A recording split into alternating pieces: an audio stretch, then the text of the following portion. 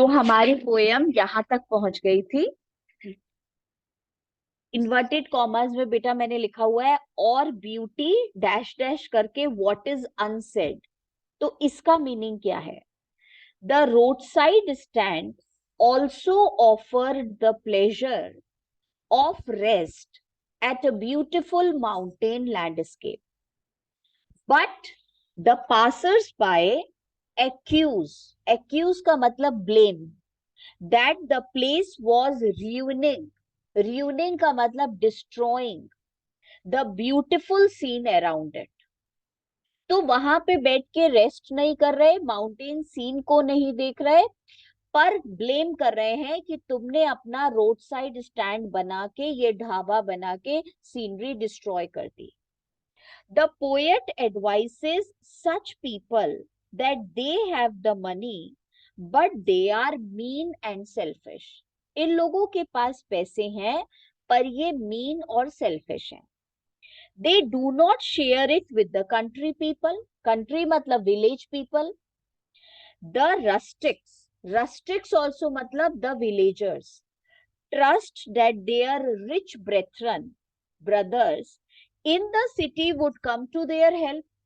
तो विलेजर्स ने यकीन किया था, ऐसा सोचा था कि ये जो बेटा शहर के लोग हैं वो उनकी हेल्प करेंगे। But their trust is breached मतलब ब्रोकन, पर उनका विश्वास टूट गया through such indifferent behaviour. Indifferent का मतलब बेटा नो इंटरेस्ट। और जो रिच पीपल उनमें सिटी ड्वेलर्स, शहर के रहने वाले लोग, उनके ऊपर जरा इंटरेस्ट नहीं दिखाते, उनका सामान खरीदने में इंटरेस्ट नहीं दिखाते, तो इन लोगों का विश्वास टूट चुका है। The poet says he is not bothered about how much the stand blots the beautiful scene। बेटा blots का मतलब destroys।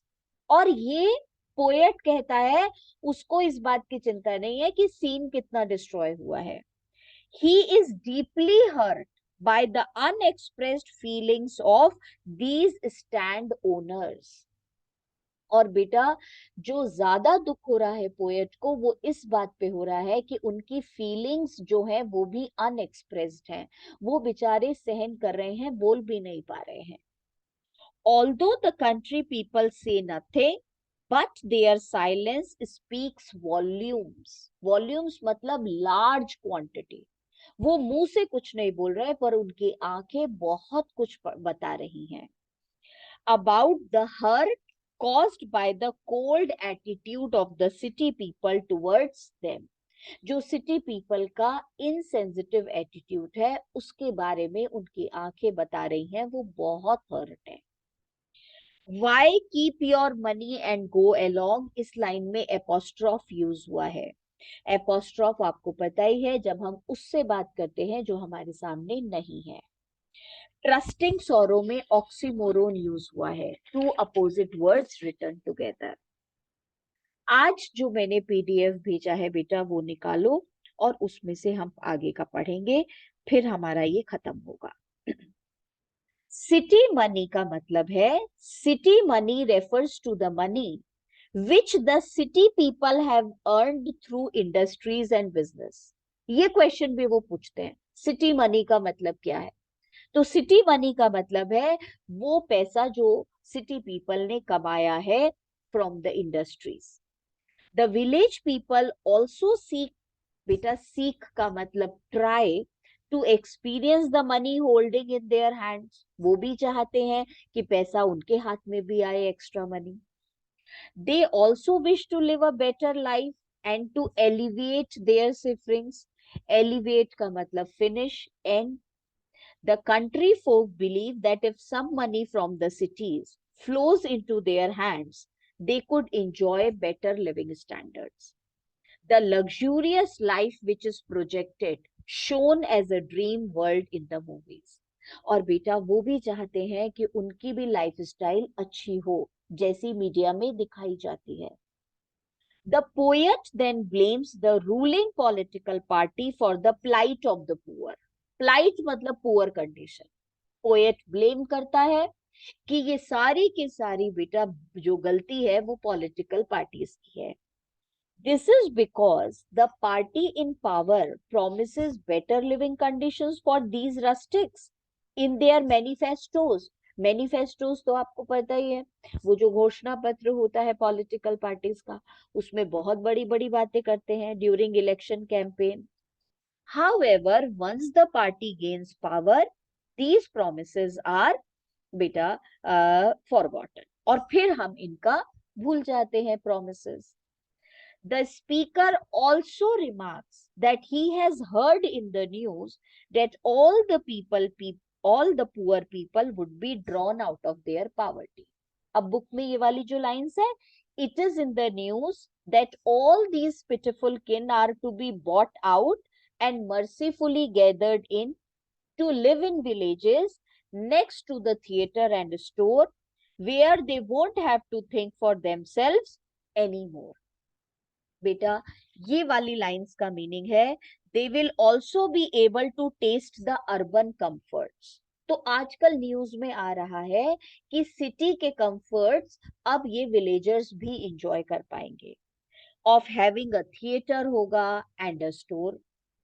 The poet here not only mocks का मतलब makes fun the news about an assured beautiful life for the city folk, but also ridicules the false promises of political parties. बेटा वो उसका मजाक भी बना रहे हैं और उनको पता है पोएट को कि पॉलिटिकल पार्टीज ऐसा कुछ नहीं करेंगी. Also they should not have to worry any more about themselves. तो पॉलिटिकल पार्टीज गरीबों से कह रही है चिंता करने की जरूरत नहीं है अपने बारे में. He thinks it is the false propaganda of politicians. और वो जानता है कि ये भी झूठा प्रोपोगेंडा है पॉलिटिशियंस का.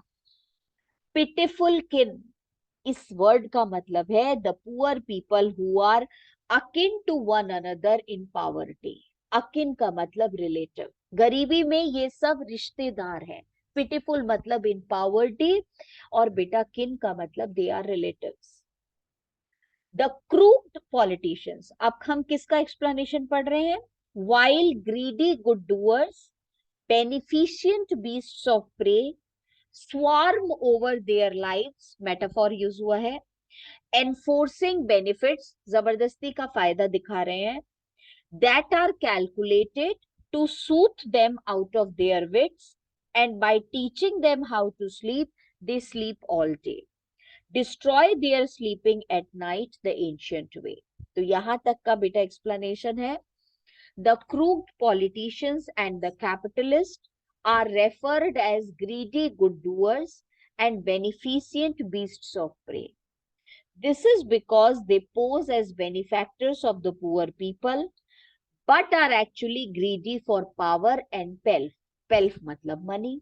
बेनिफेक्टर्स दिखाते हैं अपने आप को, काइंड पीपल दिखाते हैं, पर ये बहुत ग्रीडी हैं. दे आर नॉट मर्सीफुल, ये दया नहीं दिखा रहे गरीबों पे, but exploit the common people for their vested interest. अपने सेल्फिश इंटरेस्ट के लिए बेटा इनसे झूठे वादे कर रहे हैं. The men in power, thrive का मतलब होता है survive by exploiting the innocent villagers. Exploit करने का मतलब टू टेक एडवांटेज. तो इनोसेंट विलेजर्स का फायदा उठा के सरवाइव करते हैं ये. Hence the poet is angry. They approach the country folk with tall promises. बेटा बड़े बड़े वादे करते हैं to provide benefits and comfort beyond their imagination. The innocent rustics feel comforted and fail to see through their dishonest motives. See through का मतलब understand. और ये बेटा पावरफुल लोगों के ट्रिक्स नहीं समझ पाते villagers. These false hopes and short-term security cause more harm. They forget their rights and to protect. और बेटा अब प्रोटेस्ट करना भूल जाते हैं, यकीन कर लेते हैं, अपने अधिकारों को भूल जाते हैं, बिलीव कर लेते हैं कि ये तो हमारा भला करेंगे. Then these greedy benefactors sleep over their promises. बड़े बड़े वादे करके अब ये सो जाते हैं. Leaving these poor people even more miserable. अब बेटा ये पुअर पीपल की कंडीशन और खराब. The ancient economic disparity continues. Ancient way का मतलब the gap between rich and poor ये एज इट इज ही कंटिन्यू रहता है, just like the olden times.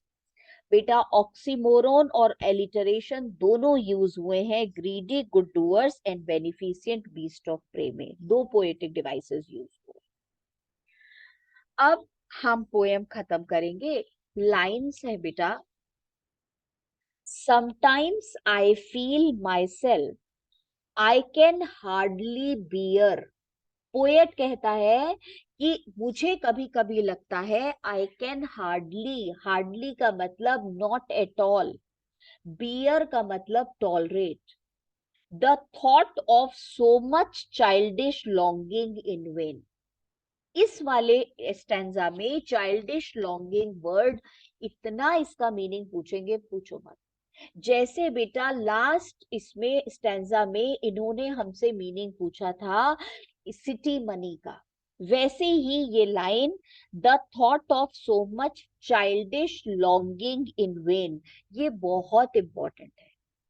Childish longing, childish का मतलब लिखो चाइल्ड लाइक, बेटा लॉन्गिंग का मतलब डिजायर, और चाइल्ड लाइक का मतलब होता है इनोसेंट, अनरीजनेबल। बेटा ऐसी डिजायर जो एक बच्चा करता है, बच्चा जब कोई चीज मांगता है तो उसके पास कोई लॉजिक नहीं होता बेटा, बच्चे इनोसेंट होता है, कुछ भी मांग लेता है। तो पोएट कह रहा है ये जो ये जो विलेज पीपल हैं, ये जो रस्टिक्स हैं, इनकी डिजायर चाइल्ड लाइक है, चाइल्ड लाइक डिजायर है कि सिटी पीपल रुकेंगे, इनके रोड साइड स्टैंड से सामान खरीदेंगे। और इन बेटा रस्टिक्स की डिजायर इन वेन, वेन का मतलब यूजलेस, और बेटा बिल्कुल यूजलेस है क्योंकि इनकी इच्छा पूरी नहीं होती। द सैडनेस, और वो उदासी, that lurks near the open window there. बेटा लर्क्स का मतलब लिखो हिडन, और वो उदासी छुपी हुई दिखाई देती है near the open window there, खिड़की खुली हुई है, और बेटा वो जो रोड साइड स्टैंड ओनर है वो चुपचाप बाहर देख रहा है और उसकी आंखों में सैडनेस है। यहाँ पर्सोनिफिकेशन यूज हुआ है, और बेटा सैडनेस को पर्सोनिफाई किया हुआ है कि सैडनेस जो है वो खड़ी हुई है खिड़की के पीछे। ओपन विंडो का मतलब एक्सपेक्टेंट, होपफुल, उम्मीद है उसे कि कोई आएगा और रोड साइड स्टैंड से सामान खरीदेगा। दैट वेट्स ऑल डे, सारा सारा दिन ये आंखें इंतजार करती हैं। इन ऑलमोस्ट ओपन प्रेयर, बेटा ओपन प्रेयर का मतलब as if requesting, as if जिसे बोलना चाहिए बेगिंग, एज इफ बेटा रिक्वेस्ट कर रही हैं। For the squeal of brakes, squeal का मतलब होता है शार्प साउंड, वो शार्प आवाज आएगी ब्रेक लगने की, कोई तो रुकेगा। The sound of a stopping car, brakes लगेंगे एक कार रुकेगी, इसका इंतजार कर रहा है road side owner. Of all the 1000 selfish cars that pass, और बेटा हजारों सेल्फिश कार्स जाने के बाद शायद कोई एक तो होगा जो रुकेगा, और रुक करके बेटा वो जो है कम से कम यहाँ पे सामान की कीमत पूछेगा। तो बेटा यहाँ पे 1000 सेल्फिश कार्स, कार सेल्फिश नहीं है, बात हो रही है बेटा उस पर्सन की जो कि कार के अंदर बैठे हुए हैं। तो आप यहाँ पे लिखो एपिथेट यूज हुआ है, EPITHET। तो बेटा वो जो सेल्फिश कार्स, वो जो कार्स जो अपने बारे में सोचती हुई हजारों निकल जाएंगी, उसमें से कोई एक तो रुकेगी, जस्ट वन, कोई एक तो कार रुकेगी। टू इंक्वायर का मतलब to ask what a farmer's prices are, और रुक के पूछेगी कि ये जो तुमने सामान डिस्प्ले पे लगाया हुआ है इसकी प्राइस क्या है। तो रोड साइड स्टैंड ओनर सोच रहा है कि शायद कोई एक तो रुक के ये तो पूछ ले कि ये सामान कितने का है। पर बेटा वन डिड स्टॉप, और जब कोई एक कार रुकती है तो इसलिए नहीं रुकती कि वो सामान के बारे में पूछे, but only to plough up grass. Plough up का मतलब कट द ग्रास। वो रुकती है और बेटा जो बड़ी सी जगह है, खाली जगह है, वहां तेजी से अपनी कार घुमाती है और चली जाती है घास को काटते हुए, but only to plow up grass in using the yard. Yard का मतलब open space to back and turn around. Reverse करा और कार चली गई, बिना रोड साइड स्टैंड ओनर की तरफ देखे हुए, बिना उसके सामान की तरफ देखे हुए। और क्यों रुकी थी? रिवर्स करने के लिए। एंड एनदर टू आस्क, एक और कार रुकी है, दूसरे नंबर की कार रुकी है, to ask the way to where it was bound. To ask the way, रास्ते को इंक्वायर करने के लिए, ये रास्ता कहाँ जा रहा है टाइप का बेटा। And another to ask could they sell it a gallon of gas. और तीसरी कार तो इतना फुलिश क्वेश्चन पूछती है, रोड साइड स्टैंड ओनर से बोलती है क्या फ्यूल रखा हुआ है, क्या आपने बेटा वो रखी हुई है पेट्रोल कार में डालने के लिए। दे कुडंट, क्या ये लोग देख नहीं सकते? They had none, didn't it see, क्या इन्हें दिखता नहीं है यहाँ खाने का सामान रखा हुआ है, कोई पेट्रोल और फ्यूल थोड़ी ना है। बेटा क्रॉसली का मतलब गेटिंग अपसेट, और पोएट उदास हो जाता है, बेटा अपसेट हो जाता है ये सोच के क्या इन्हें दिखता नहीं है जो कि ये पूछ रहे हैं जी हमारे कार में डालने के लिए पेट्रोल रखा है कि नहीं रखा है। और लास्ट स्टेंजा है बेटा, नो, नहीं, इन कंट्री मनी। बेटा कंट्री का मतलब विलेज, तो विलेज एरिया में पैसा है ही नहीं, there is no opportunity to make money in the villages. गांव में main occupation is that of agriculture, so there is no method, no opportunity that money can be made extra in the villages. The country scale of gain, बेटा scale of gain का मतलब the margin of profit, और country का मतलब village, village में जो margin of profit है वो है ही नहीं। द रिक्वेस्टी का मतलब लिखो द नेसेसरी, बेटा लिफ्ट ऑफ स्पिरिट का मतलब लिखो the wish the desire has never been found. और डेवलपमेंट की डिजायर, नेसेसरी डिजायर भी नहीं है, ना तो यहाँ पे बेटा अपॉर्चुनिटी है टू अर्न एक्स्ट्रा मनी, ना ही यहाँ पे डिजायर है कि कोई एक्स्ट्रा इनकम हो। और किसके पास नहीं है ये डिजायर टू अर्न मनी? जो पॉलिटिशियंस हैं, वो लोग बेटा ऐसा कुछ काम करना ही नहीं चाहते। जो इंडस्ट्रियलिस्ट हैं उन्हें पता है यहाँ तो कुछ फायदा होना नहीं है, यहाँ इन्वेस्टमेंट करके क्या करना है गांव में। और so the voice of the country seems to complain, इसीलिए बेटा वॉइस ऑफ द कंट्री मतलब वॉइस ऑफ द विलेजर्स, इसीलिए गांव की जो आवाज है वो शिकायत करती है। तो वॉइस ऑफ द कंट्री आप समझ गए बेटा, इसका कहने का मतलब है the villagers. I can't help owing the great relief it would be. बेटा owing का मतलब, owning का मतलब लिखो possessing, having। मैं आपको बता नहीं सकता कि कितना रिलीफ मिलेगा बेटा, to put these people at one stroke out of their pain। one stroke out of their pain का मतलब लिखो one great step, one great बेटा वर्क। कितना बेटा पोएट इतना ज्यादा सेंटिमेंटल है, वो कहता है कि उसको बहुत अच्छा फील होगा if he can remove the poverty of the poor people. काश कुछ ऐसा हो जाए, एक बड़ा सा कदम उठाया जाए और इनकी सारी प्रॉब्लम्स खत्म हो जाए। To put these people at one stroke out of their pain, and then next day, पर सेंटिमेंटल होके वो सोचता है कि काश कुछ ऐसा हो जाए, इतना बड़ा कदम उठा दिया जाए कि इनकी प्रॉब्लम सॉल्व हो जाए। पर अगले दिन जब वो समझदारी से सोचता है, and the next day as I come back into the sane, sane का मतलब लिखो बेटा विजडम, प्रैक्टिकल होके जब वो सोचता है poet, I wonder how I should like you to come to me.